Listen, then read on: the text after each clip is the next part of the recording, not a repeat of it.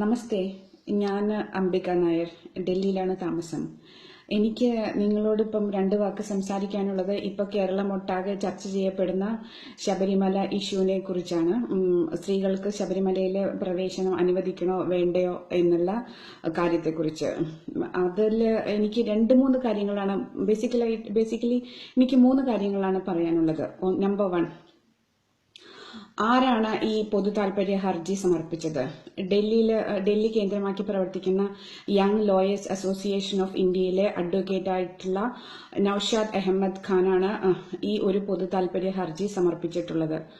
അദ്ദേഹത്തിന് ഞാൻ ഇന്നലെ ഫോൺ ചെയ്തിട്ടുണ്ടായിരുന്നു. ഇന്നലെ രാവിലെ വിളിച്ചപ്പം ഞാൻ അദ്ദേഹത്തോട് പറഞ്ഞു, എനിക്ക് എന്തായിരുന്നു ഇങ്ങനെ ഒരു പൊതു താൽപര്യ ഹർജി ഡൽഹിയിൽ ഇവിടെ ഇരുന്നിട്ട് കേരളത്തിലെ ഒരു അമ്പലത്തിൽ സ്ത്രീകളുടെ പ്രവേശനത്തിനെ കുറിച്ചിട്ട് ഒരു പൊതു താൽപര്യ ഹർജി സമർപ്പിക്കാനുള്ള കാരണം എന്താണ്, അതിന്റെ പിന്നിലുള്ള ചേതോവികാരം എന്തായിരുന്നു എന്നുള്ളതിനെ കുറിച്ച് എനിക്ക് അറിയണം എന്ന് അദ്ദേഹത്തോട് പറഞ്ഞു. അപ്പൊ അദ്ദേഹം പറഞ്ഞു, വൈകിട്ട് സംസാരിക്കാം, ഇപ്പൊ ഫ്രീ അല്ല, കോർട്ടിലാണെന്ന് പറഞ്ഞു. വൈകിട്ട് ഞാൻ വീണ്ടും വിളിച്ചിരുന്നു. പക്ഷെ വ്യക്തമായ ഒരു ഉത്തരം തരാതെ അദ്ദേഹം ഒഴിഞ്ഞു മാറാനുണ്ടായത്. ഇനി 2, ഇതിന്റെ പിന്നിലുള്ള ആരാണെന്നുള്ളതിനെ കുറിച്ച് ഞാൻ ഇപ്പൊ പറഞ്ഞു. 2, എന്താണ് ഇതിന്റെ ഉദ്ദേശം? കേരളത്തിൽ ഏറ്റവും അധികം തീർത്ഥാടകര് ഒരു വർഷം സന്ദർശിക്കുന്ന ഒരു തീർത്ഥാടന കേന്ദ്രമാണ്, അല്ലെങ്കിൽ ഒരു അമ്പലമാണ് ശബരിമല. കേരളത്തിലെ ഏറ്റവും കൂടുതൽ വരുമാനം ഉണ്ടാക്കുന്ന ഒരു അമ്പലമാണ്. അപ്പൊ ഇതിനെ കേന്ദ്രീകരിച്ച് ഡൽഹി ആസ്ഥാനമാക്കി പ്രവർത്തിക്കുന്ന അന്യമതസ്ഥനായ ഒരു അഡ്വക്കേറ്റ് ഒരു പൊതു താൽപര്യ ഹർജി സമർപ്പിക്കണം എന്നുണ്ടെങ്കിൽ അദ്ദേഹത്തിന് എന്തോ വ്യക്തമായ ലക്ഷ്യങ്ങളുണ്ട്, അദ്ദേഹത്തിന്റെ പുറകിൽ പ്രവർത്തിക്കുന്ന ആരോ ഉണ്ട്. ഇതിന്റെ പുറകിലുള്ള ഉദ്ദേശം എന്തായിരിക്കും എന്ന് നമ്മൾ അറിയാതെ പോകരുത്. എന്താണ് ഉദ്ദേശം? ഇതിന്റെ പുറകിലുള്ള ഉദ്ദേശം എന്താണ്? കേരളത്തിലെ ഹിന്ദുമത വിശ്വാസികളായ മൊത്തം ജനങ്ങളെയും 2 ചേരിയിലാക്കി തീർക്കുക.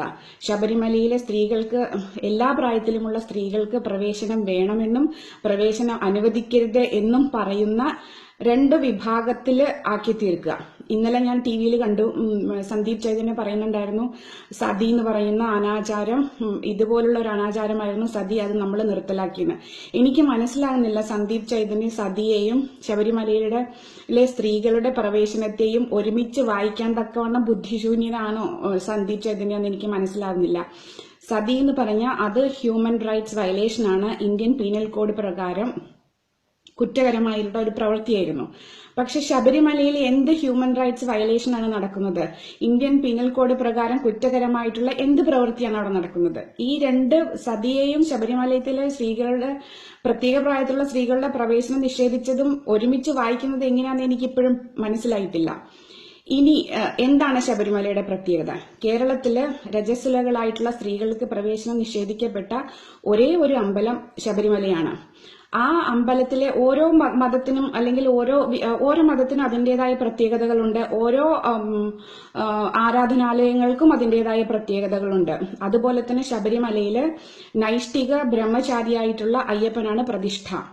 ആ പ്രത്യേക അമ്പലത്തിന്റെ വിശ്വാസങ്ങളും ആചാരങ്ങളും അനുസരിച്ച് രജസ്വലകളായിട്ടുള്ള സ്ത്രീകൾ ആ അമ്പലത്തിൽ പ്രവേശനം അനുവദിച്ചുകൂടാ.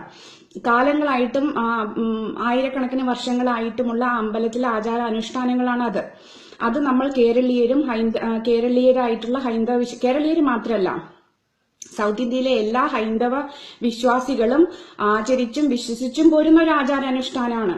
അത് തകർക്കണമെന്ന് ആർക്കാണ് ഇത്ര നിർബന്ധം? കേരളത്തിലെ സ്ത്രീകളുടെ, ഹിന്ദു ആയിട്ടുള്ള സ്ത്രീകളുടെ പ്രതിനിധി എന്ന നിലയ്ക്ക് എനിക്ക് ആ അമ്പലത്തിലെ ആചാരാനുഷ്ഠാനങ്ങൾക്ക് വിപരീതമായിട്ട് ആ അമ്പലത്തിലെ പ്രവേശനം നേടിയെടുക്കണമെന്ന് ഞാൻ ആഗ്രഹിക്കുന്നില്ല. കാരണം എന്റെ മതത്തിന്റെ വിശ്വാസങ്ങള് അതിന്റെ എല്ലാ പരിശുദ്ധിയോടുകൂടി നിലനിന്ന് പോരണം എന്ന് വിശ്വസിക്കുന്ന ഒരാളാണ് ഞാൻ.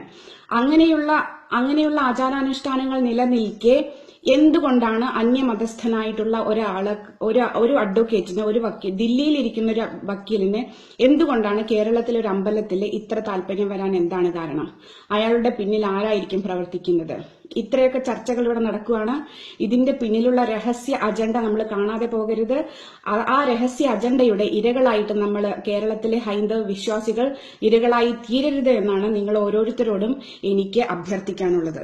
നമസ്തേ, താങ്ക് യു.